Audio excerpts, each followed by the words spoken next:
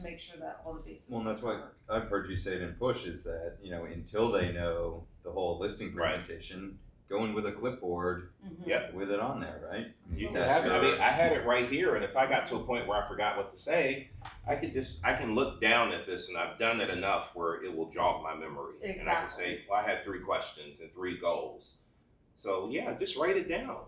You don't have to memorize this.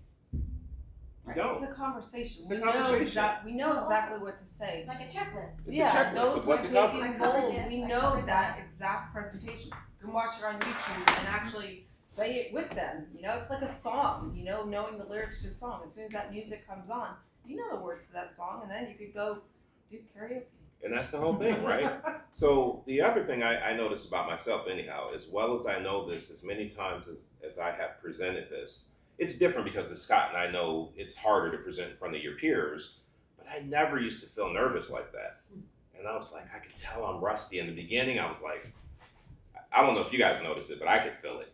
I was super nervous in the beginning, like till I got past the 3 questions, I felt it. And so the problem with that is you can psych yourself out sometimes.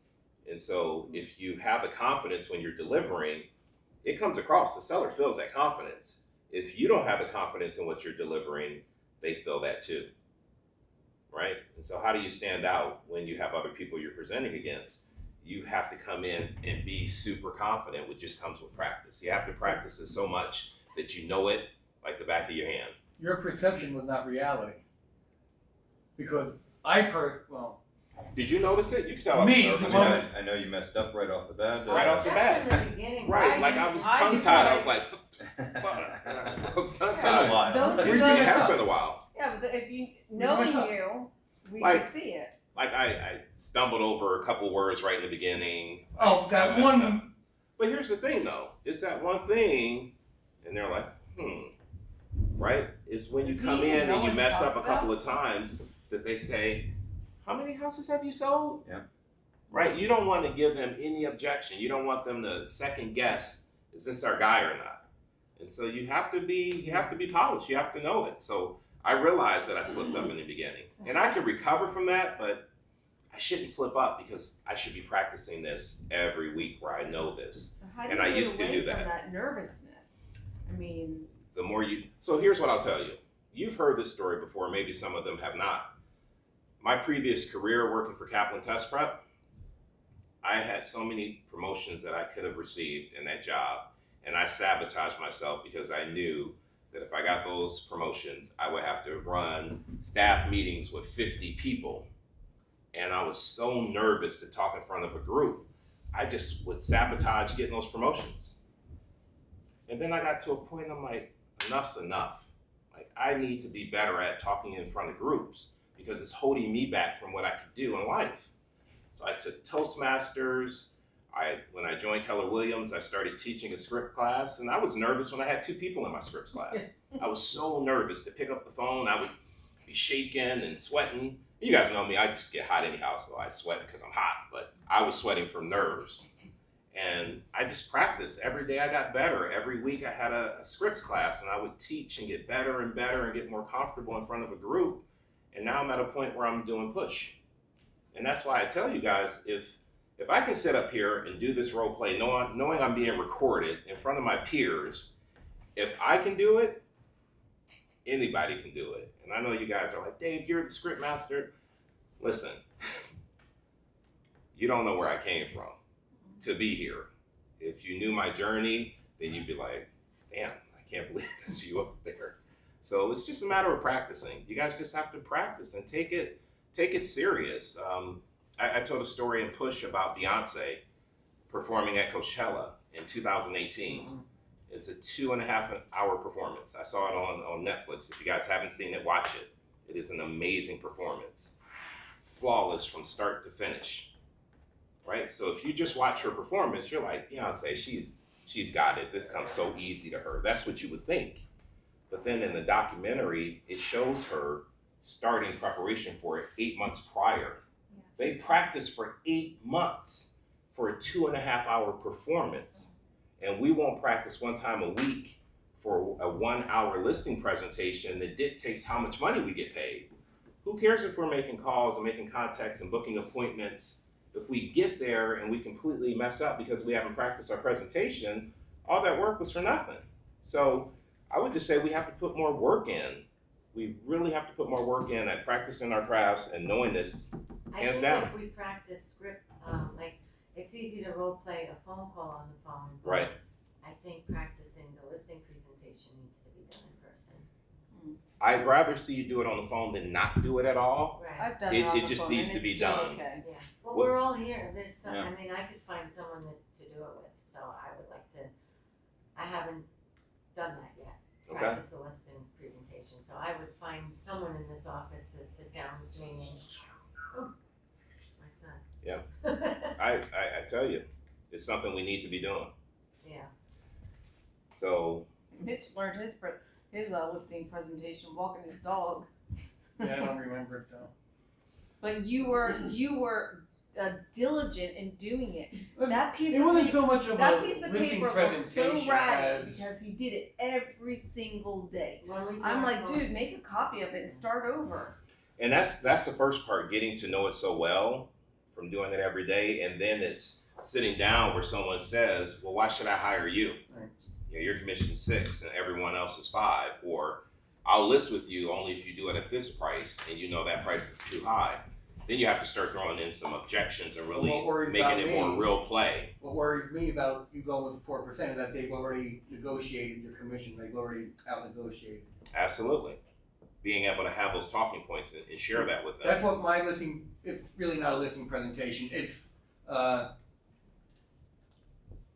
just so as you're in a conversation, you pull. Know what I mean? Like for instance, 80% of buyers already have an agent, and I've read that 3,000 times, I guess. Right. Well, not 3,000 times, but so now when I have a conversation, it's more or less things that you just pull out. If I'm understanding what you're saying correctly, I'm going to push back because your listing presentation should be a lot more than that. I mean, it should be a defined, here's the opening, just kind of like It this is. opening walkthrough. I have 3 goals, I have 3 questions, pre-qualification, pricing, closing. Like, does it have all those sections in it? Yes, and every time I practice it with a live person, Mhm. oh, it's too long. It's too long. That's your role play partner saying that? Yeah. You need better role play partners. You said that. I mean, what did it just take? I think, Took how you many times have we done it? 25 minutes? About 25 minutes to go through this with a lot of pushback. Yeah. It took 25 minutes. I don't know how long yours is taking. It's 25 minutes, but it touches on everything in the marketing and. Yeah. But like I don't know. This is different than the old one. Well, there are plenty of ones that are effective. They're different than Bold or, Mike What's Ferry. your go-to listing presentation script again?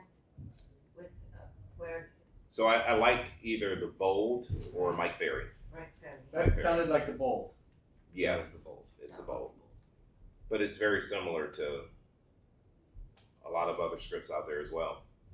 The key is having a script and following it. They all are effective. You just need to know the script and, more importantly, know how to overcome objections. So, Scott, for you, being a top agent doing a lot of listing presentations, I wasn't focused on my tonality, my eye contact. I'm just working on getting through here. What do I need to improve on based on your experience going through this with me? Well, I'm glad you brought up the absorption rate. Okay. Because I think covering that up front before getting into the comps Yes.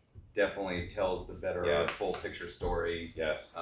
We talk a lot about that in launch, how if you just look at comps, Yes. it doesn't tell the whole story of what's going on in the market. I And agree. I think then that would have helped, Yes. obviously, with me seeing why I've got to price ahead of the market a little bit. Because, Agreed. hey, there's a lot of homes on the market besides just the 3 best comps that we're looking at. Gotcha.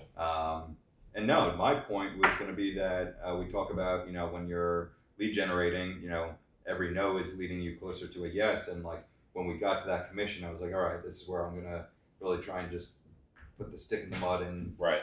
halt you in the process. But what was interesting was even if David wasn't completely confident starting out in the presentation, by that point you were flowing, and every time I threw an objection at him in my role play as a seller, I felt like when he handled my objection and then I gave him another one and he managed to handle that one, like it was giving me more and more confidence into why I should be listing with someone who I'm sitting there fighting him over the commission, and he's giving me great answers as to why I should consider this. Why does the 98% matter versus 95%? So every objection handler, I thought, took me closer and closer as the seller to being more confident in why I would work with you. So I think that's important to practice your script on what your presentation is, and then know what those objections are that you're going to get, and isolate. You did a great job of isolating my objection to the commission. Other than commission, Other than commission. And I said, no, it's really just that holdup. And so that got us to the point where I was able to say, we'd really just like some time to think about it. Right. Which then led you to, hey, I'm going to go out to my car for a few minutes, and when we get back, we'll make a decision. The 98% is your number. Yes, that's my number. The office number might be different, but it's probably higher than. It's 97 point something. So someone like myself would use that number. Use that number. Are you looking at the listed sales price for the agents on your comps? So typically, when I pre-qualify, my question is, are you interviewing other agents? And if they tell me yes, my question is, who? And sometimes they will tell you the agent, sometimes they'll tell you the company, sometimes they won't tell you anything. If they don't tell you anything, then you bring in the comps for the town and just show them on average, homes are selling at 95% to list price. Here's what I do. If they tell you the agent, if your numbers are stronger than theirs, then use that number. So it just depends on what information they share with you. Well, if you're using sold comps, you can use that agent stats. Yeah, if you know who they are, if they tell If you're you. using a sold comp. Right. No. Yeah, you're right. Right. What if one of the agents you're interviewing, oh well, the other agent I said you have 98%, he's at 99%. You know, hey, then you may lose it. You may lose it to the agent who has 99% unless you have some other value that you can bring in, like the prospecting.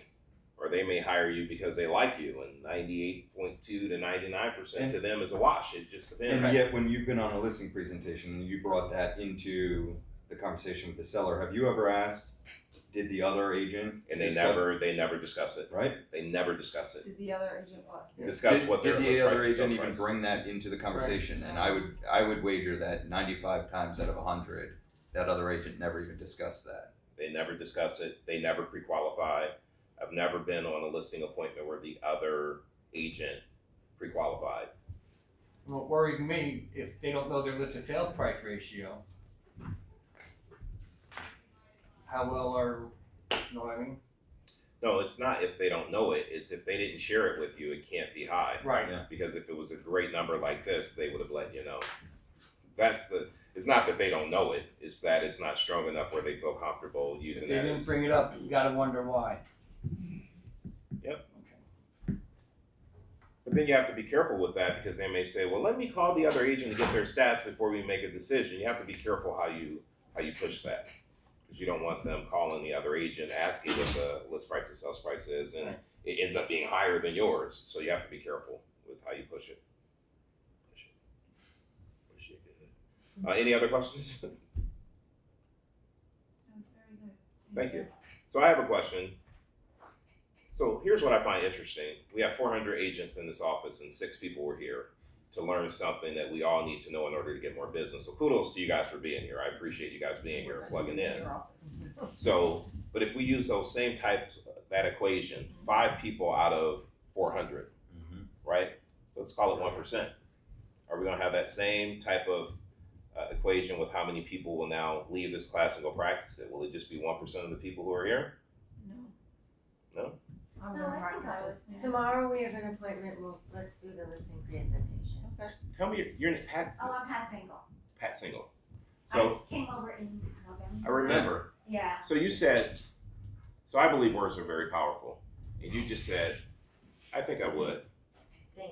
That's different than I will. No, I think I will. I've been doing it. You will. Or I will. I will. I've been in the business 25 years. Okay. And I'll tell you, I've gone to so many. I started at Better Homes and Gardens Okay. with Alan Dalton, and I learned so much. But when Scott just told me about the class, I'm like, yeah, you know what? I have an hour. I can Gotcha. come. You never stop learning. You can I always so learn agree something. with you on that. Like Yeah. 25 years. What do I need to go to? You will always learn something. Oh, we always you take learn. away something. Even if it's one thing. One thing. Right. So based on, I gotta check my time, based on your experience of 25 years, what feedback would you give that I need to work on in order to present a stronger listing presentation? I think it was excellent. I think in the beginning it was a little repetitive. Okay. Kind of. Maybe that's where you said you were getting a little bit nervous. On Possibly. a whole, it was good. I think it was a little long. Okay. I think people lose interest sometimes. Mm-hmm. And I do it a lot shorter. Mm-hmm. Most of my business is referrals, so I always come in with Completely different, yeah. a hug and a kiss, because I know them. I mean, probably 90% of it was referrals. Right. So it's, how are you? How are kids? I haven't seen you, blah, blah. So it's like easy. Okay, I'm not, I know. like, how know. is everybody, I hear you. And there are times when mine is a lot shorter too, because I fill them out during the You were pre-qualification. doing a listing presentation. Right, and- So it's different. Yeah, it's a little different, but I hear your point. Yeah, so Okay. I think on a whole people don't like, years ago, there's an agency who used to come in with their charts and Yes. people didn't like it. Yeah. I mean, I asked people, well, what did you like about mine? We hated that they brought all these, Right. And that's why I think it's so important that we practice so that we can I had a conversation with Scott. There was one time I had to click just to look at something, just to jog my memory. But for the most part, I didn't refer to anything. No, Just a it matter was of having a natural. conversation and talking. So I agree with you on that. Yeah, it was good. I think you just be yourself, you go in and, like, I've never sold the company, I sold me. Right. Well, and I think that's a huge point because, I always love, less is more here. We had Yeah. 3 comps to look at and Yes, what's on the it was market. excellent. Right. 3 were right. perfect. The idea of going in with this big presentation, that's what the pre-listing packet is for, is Right. if you want to get the information to your people, get it ahead of time. That's They can right. review it. Yeah. And then you're going in with the important information that needs to be discussed about the market. Okay.